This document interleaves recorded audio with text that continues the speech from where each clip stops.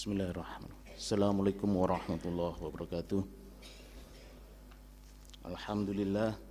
Alhamdulillahi rabbil alamin. Assalatu wassalamu ala asyrafil anbiya'i wal mursalin wa ala alihi wa ashabihi ajmain. Pertama-tama marilah kita panjatkan puja dan puji syukur kita kehadirat Allah Subhanahu wa taala yang telah melimpahkan rahmat dan iman-Nya kepada kita semua. Sholawat dan salam semoga tetap tercurahkan kepada junjungan kita Nabi besar Muhammad SAW. Hadirin Bapak Ibu jamaah sholat subuh yang dimuliakan oleh Allah. Dalam kesempatan ini, Ramadan, bulan yang suci ini ada bulan yang paling baik untuk kita mendidik dan melatih anak-anak kita, istri-istri kita, saudara-saudara kita, agar karakter watak Islam menjadi lebih kuat dan lebih tertanam. Tentu kita saat ini miris ketika melihat fenomena bagaimana degradasi moral, kemerosotan moral anak-anak muda yang dipampang di media sosial. Bagaimana kita melihat kemirisan akhlak-akhlak generasi muda kita ketika dengan bangganya mengumbar kemaksiatan, mengumbar kemungkaran di media sosial atau di sekitar kita. Maka Islam memberikan solusi atau jalan bagaimana membangun karakter, membangun generasi muda agar memiliki karakter-karakter Islam yang baik yang kita harapkan. Salah satu ayat yang sering kita baca, kita jadikan jadi doa adalah surat Al-Furqan ayat 74 yang sering kita jadikan sebagai doa agar anak istri kita menjadi penyejuk hati bagi kita sebagai orang tua. Alladzina yaquluna rabbana hablana min azwajina wa dzurriyyatina qurrata a'yun waj'alna lil muttaqina imama. Nah, Profesor Haidar Nasir mendefinisikan qurrata a'yun ini tidak hanya sekedar penyejuk jiwa, tapi memiliki akhlak dan karakter yang mulia. Buya Hamka juga mendefinisikan ini sebagai cindera mata, sesuatu yang indah bagi pemiliknya ketika memiliki itu. Ya. Misalnya Ibnu Abbas radhiyallahu an itu juga mendefinisikan bahwa karakter dalam qurrata a'yun itu adalah karakter yang cenderung taat kepada perintah-perintah Allah. Kita bayangkan coba ketika punya anak, punya istri yang menyimpang dari ajaran-ajaran agama, tentu kita menjadi prihatin. Nah, ketika kita memerintahkan anak misalnya gitu, minta tolong kepada anak tapi dibalas dengan tutur kata yang menyakitkan, tentu sebagai orang tua kita merasa luar biasa sakitnya. Nah, agama mengajarkan bagaimana menjadikan anak-anak itu penyejuk hati. Ya. Kita menjadi tentram ketika bersama keluarga, bersama istri, bersama anak itu.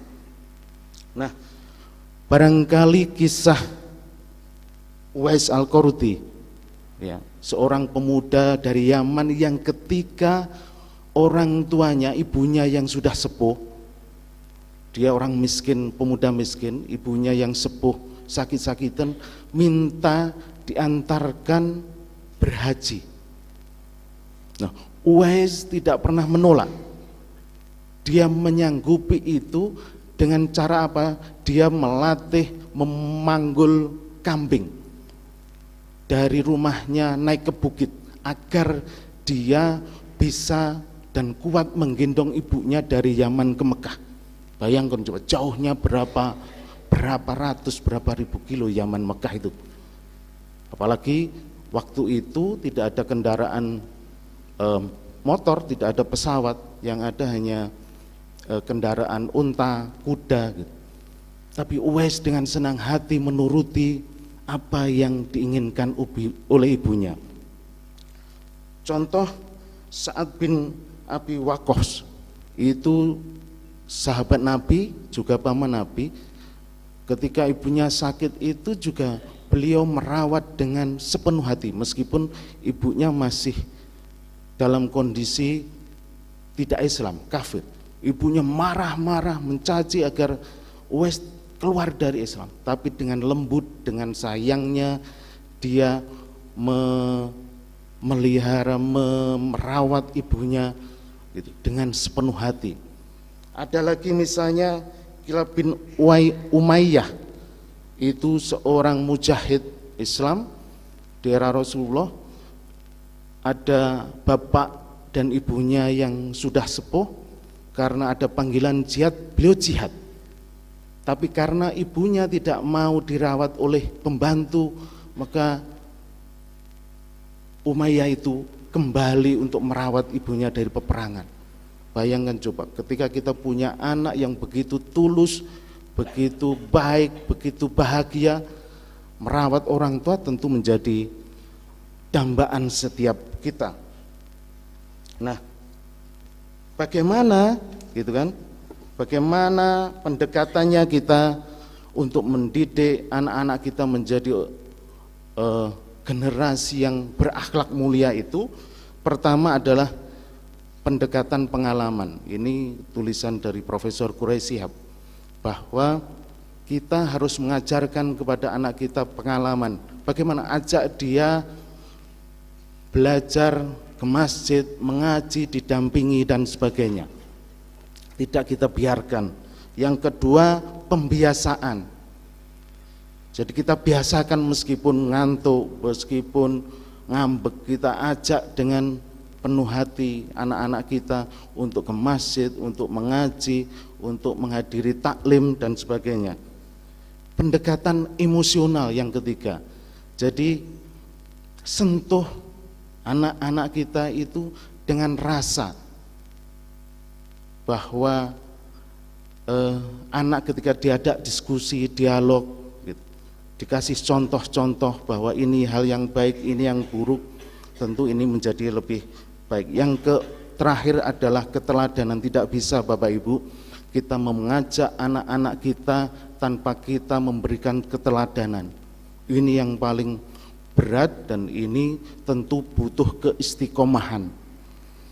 Yang berikutnya adalah dimensi ulul albab. Apa itu?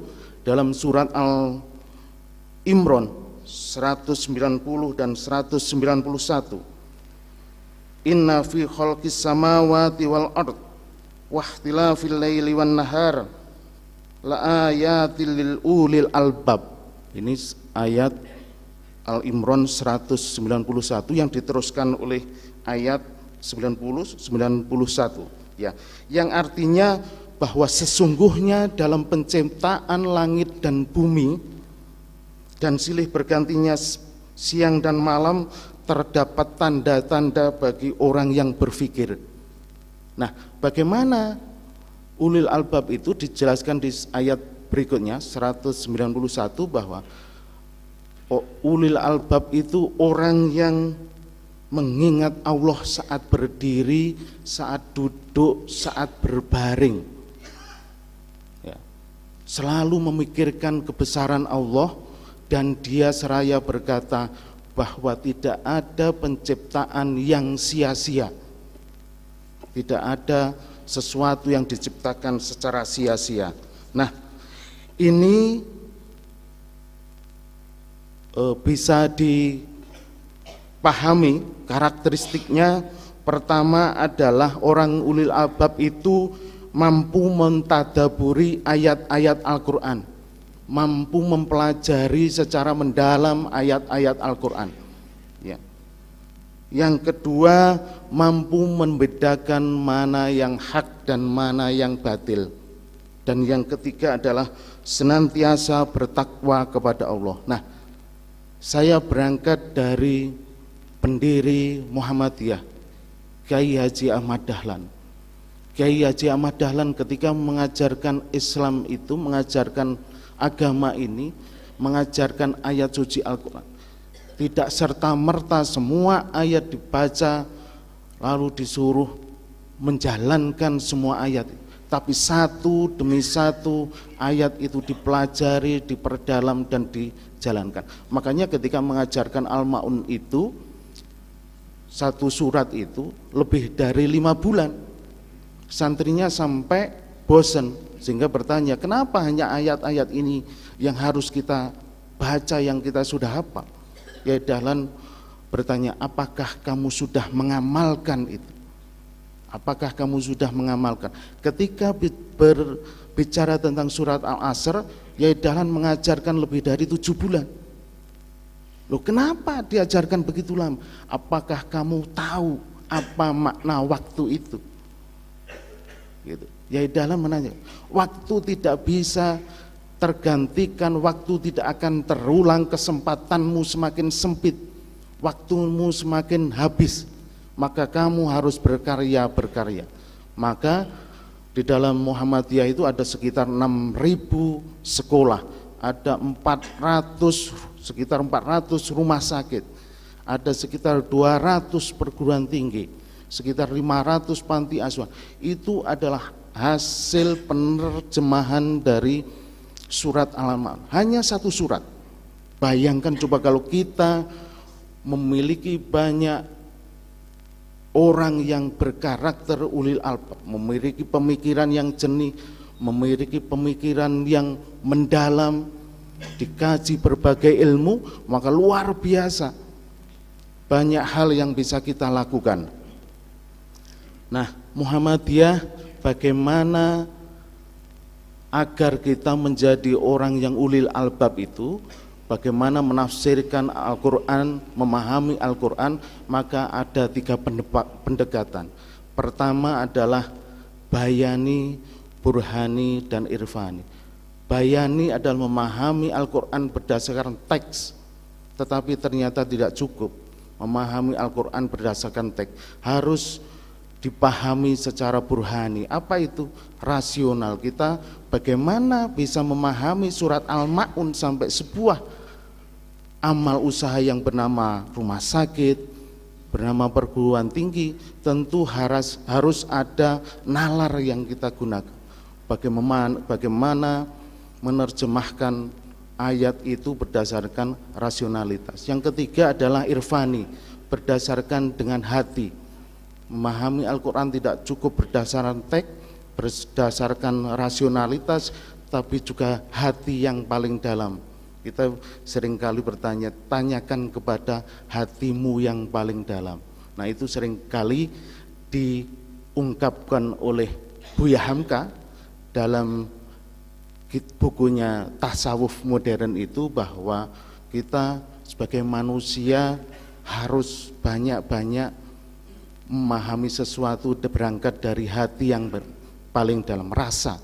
Kalau orang disakiti seperti apa, sehingga jangan sampai kita menyakiti, karena kita pun kalau disakiti juga sangat tersiksa gitu. Nah, hadirin jamaah sholat subuh yang dimuliakan Allah, mudah-mudahan kita bisa membina, membimbing generasi-generasi kita menjadi generasi-generasi yang qurrata ayun, yang menyenangkan hati bagi orang tua, yang mendoakan kebaikan orang tua, yang melakukan karya-karya besar untuk kemaslahatan umat. Yang kedua, kita harus membimbing generasi-generasi kita, anak-anak kita menjadi generasi ulil albab, yaitu generasi yang tidak hanya berpikir tapi juga berzikir, tidak hanya mementingkan dunia tapi juga akhirat. Demikian, ada kurang lebihnya mohon maaf. Billahi taufik wal hidayah. Wassalamualaikum warahmatullahi wabarakatuh.